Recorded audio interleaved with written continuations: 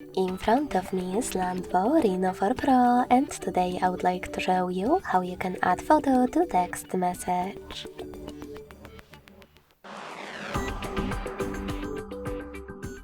First of all, open Messages app and select or create a chat.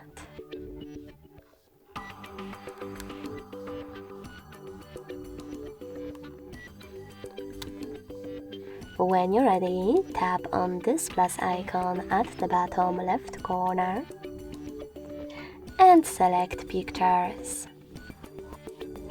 Now just click on one of your photos that you wish to add. Then wait. As you can see, after a couple of seconds, my photo was successfully added.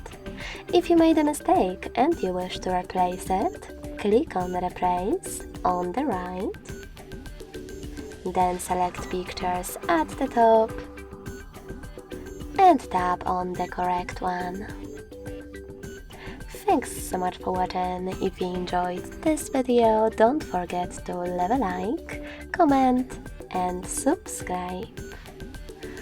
Bye!